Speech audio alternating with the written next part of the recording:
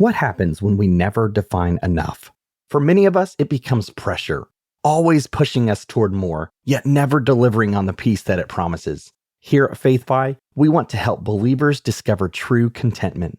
That's why for a limited time, when you become a Faithfi partner, you'll receive our first ever Faithfi field guide, How Much Money is Enough? An interactive resource designed to help you define enough through biblical wisdom. Your gift of $35 a month or $400 a year helps sustain a ministry that's equipping believers every single day through radio, digital tools, and trusted biblical resources. Give by May 31st to become a Faithfi partner and help point hearts toward what truly lasts. To become a partner, visit faithfi.com/give. That's faithfi.com/give.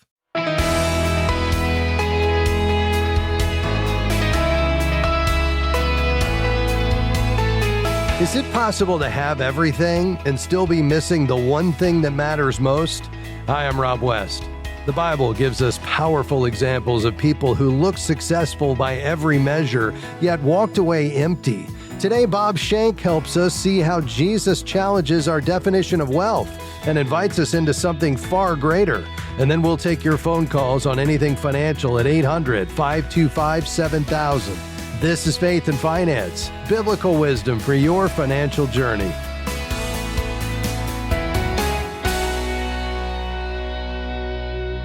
Well, our guest today is my friend Bob Shank, the founder of the Masters Program, a mentoring and leadership development initiative.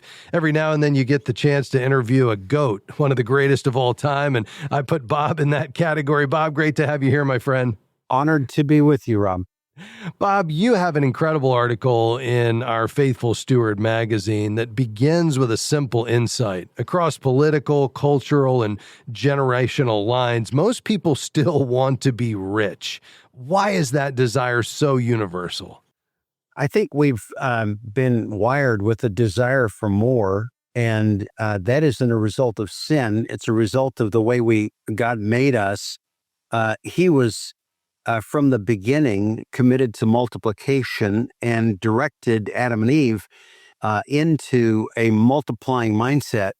And so you can't be about multiplication without a desire for more. And so the enemy, knowing that, directs us toward more of the wrong thing.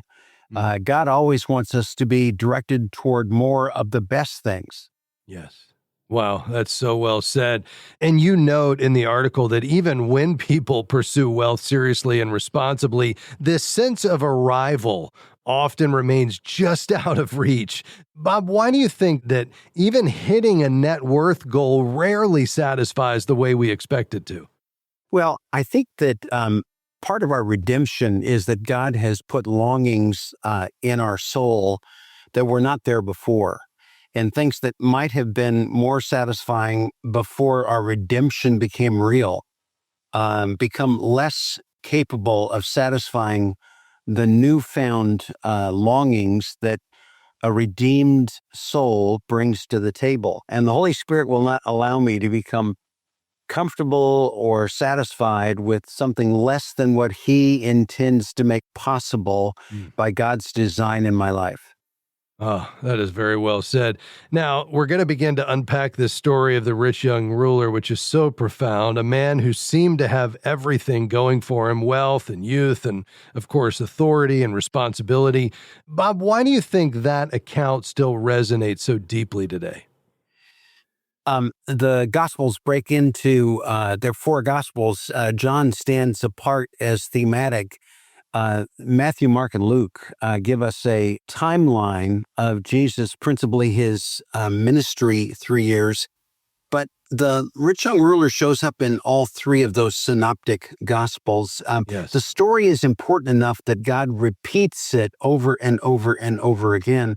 I think it resonates with us because we are among those who have the ability to get beyond accumulation for just survival purposes and getting to the place where we have abundance that is beyond our need for operating capital and for family sustenance, and putting us in a danger zone where my heart is going to be measured by what I am intending to do with what I've got in what the Bible would call the treasure category. And treasure exists as soon as I have more than I can justifiably explain in terms of need and responsibility.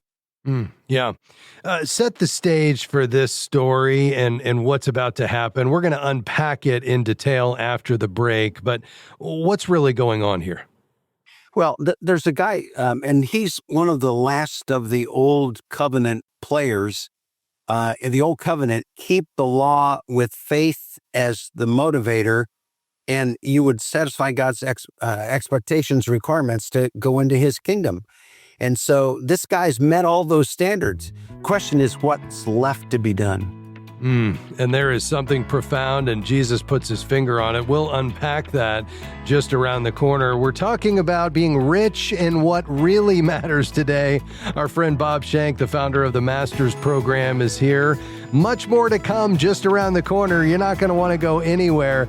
This is Faith and Finance. I'm Rob West, and we're just getting started. A lot of practical lessons for you today from the rich young ruler. We'll be right back.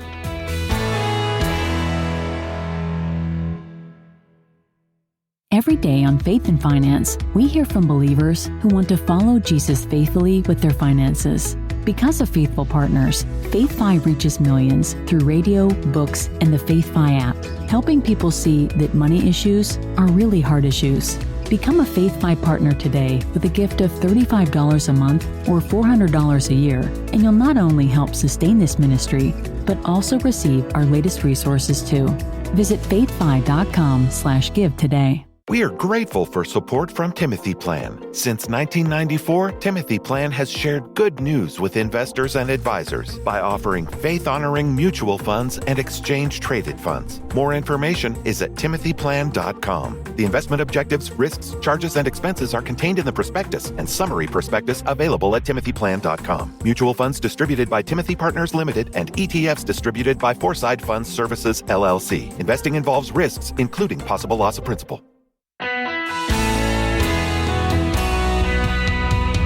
The richest life is the one that keeps eternity in view and uses every resource in service of Christ.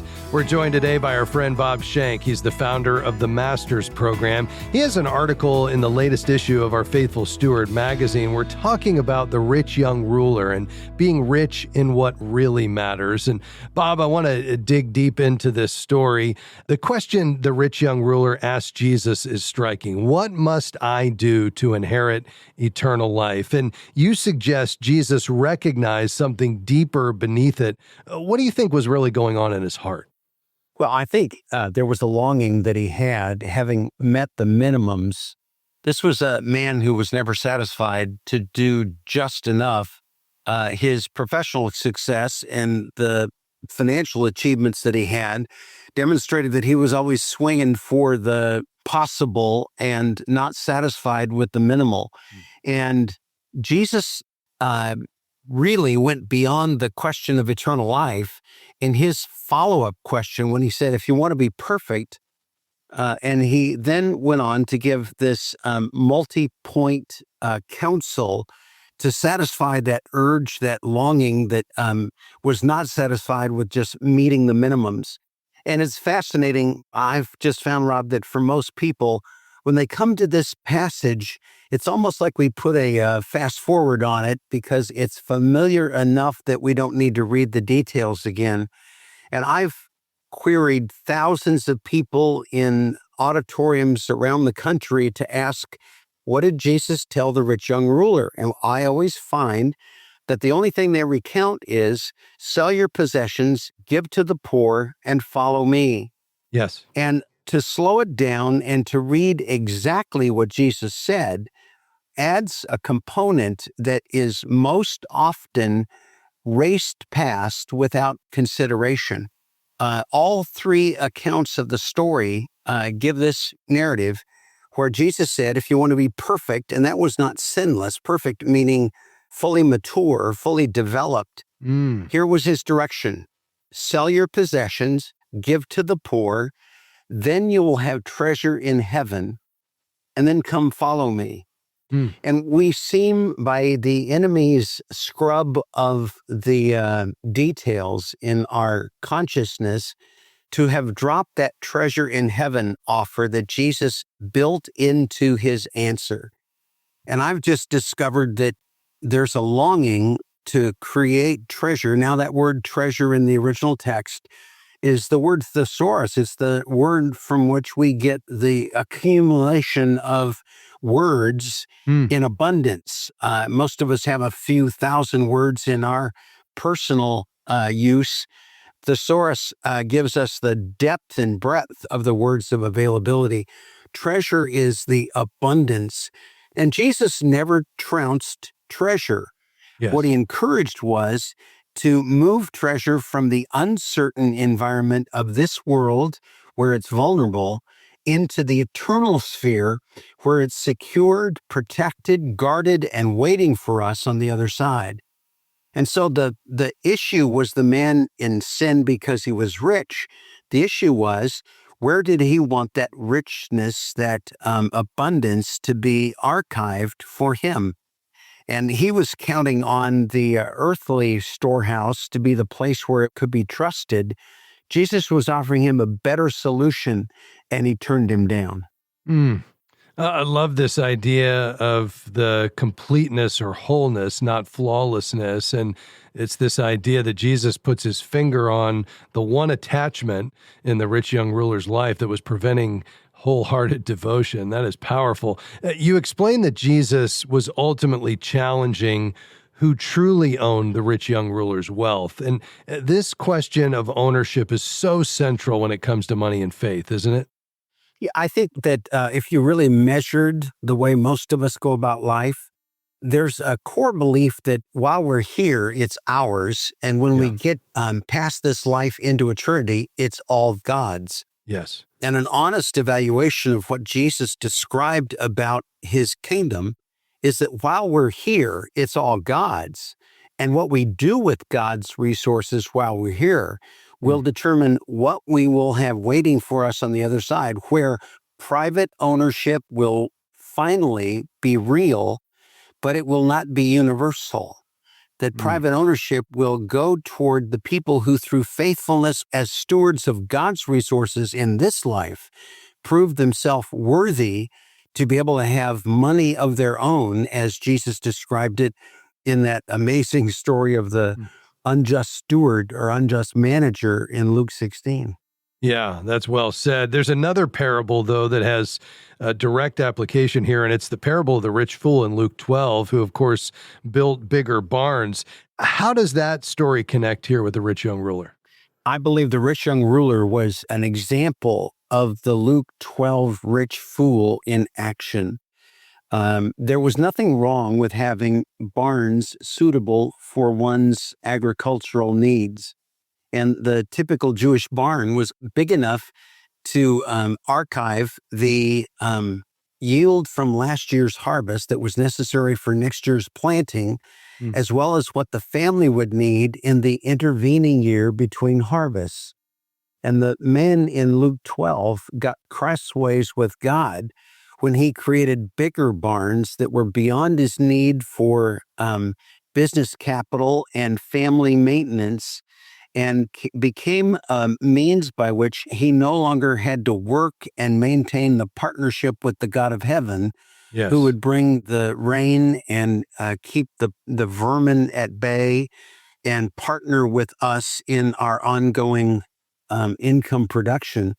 And so this bigger barns business is the creation of a treasure storehouse in this world that God disallowed. That God's plan was always, I'm going to provide all that you need for your family this year and for your capitalization next year. Yeah. And then take the beyond blessing that I'm going to provide to you and distribute it, because undistributed assets are irrelevant. But this is a guy who said, you know what, I'm going to use those resources that go beyond need and capitalization, and I'm going to use those to buy myself a future that will not require any effort or faithfulness on my part.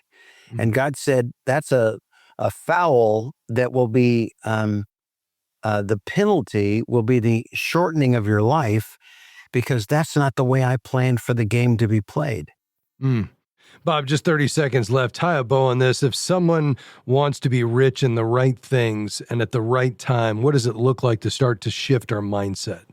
We know from our life as investors that the longer we're willing to lock up our resources, the more return we can expect to gain. And the greatest long-term investment that God would see available to us is to invest in his kingdom. Wow. Powerful. Bob, amazing. We're so thankful for you, my friend, and grateful for your time today. Thanks for being here. Thank you. That's Bob Shank, the founder of the Masters Program. You can read more on this topic in Bob's article in the latest issue of our Faithful Steward magazine. Become a partner and get every issue when you go to faithfi.com/partner. We'll be back with your questions after this. The number 800-525-7000. Or if you'd prefer to email your questions, send it to us at askrob@faithfi.com. I'm Rob West, and you're listening to Faith and Finance, biblical wisdom for your financial decisions. We'll be right back after this break.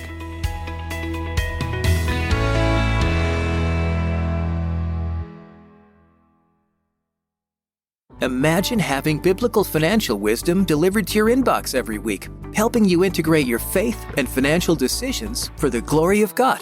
At faithfi.com, you can join a community of over 70,000 people who are already receiving our weekly wisdom email, filled with articles, videos, podcasts, and exclusive offers on resources that will deepen your understanding of biblical stewardship. Start your journey today by creating your FaithFi account at faithfi.com. Just click Sign Up.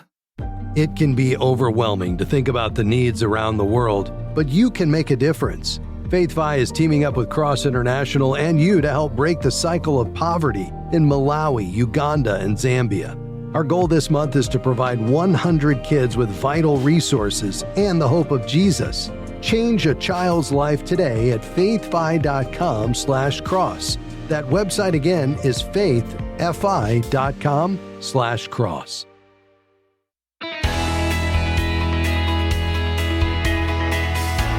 Great to have you with us today on Faith and Finance. We're taking your calls at 800-525-7000.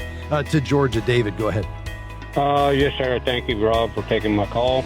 Of course. I'm 59 years old, and I don't have any kind of retirement savings at all. And I'm looking to the future. It's coming up quick, retirement. And basically, my question for you is, I already made a decision, talked it over with wife. I'm going to start putting $100 a week away towards retirement. And I didn't know which would be the best retirement plan for me. My work doesn't offer any kind of 401k or any kind of retirement, and I've never had any. Got it. Okay. Yeah, I love this. I mean, you've got to start somewhere, David, and just getting a systematic monthly contribution in place makes the most sense. How much do you think you'd be able to put in over a 12-month period? I think $100 a week. So what's that, like $5,000 a year? Yeah. So I would just use what's called a Roth IRA. Very easy to set up. I would probably go to the Schwab Intelligent Portfolios. Just put that in your search engine, Schwab Intelligent Portfolios. You'll answer a series of questions, and it'll build what's called a robo-advisor. You'd want to do that inside a Roth IRA, ROTH. It's going to grow tax-free, and you can set it up to do $100 a week. I hope that's an encouragement to you. Thanks for your call. Pennsylvania is where we're going next. Rebecca, go ahead. Thank you so much. It's great to talk with you. Just looking for some guidance on proper life insurance.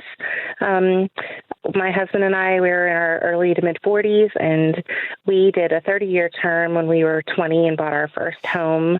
And I know that that's not going to be nearly enough. It was like a $300,000 policy for my husband. The house we purchased then was like $75,000. But we're in a new home and we have 2 children. And I know we need to just get that all updated. And it's just been bugging me that I know it's not taken care of. But I just feel overwhelmed and I'm not really sure where to even go, or how much would be the right rule of thumb to have for coverage and all of that stuff?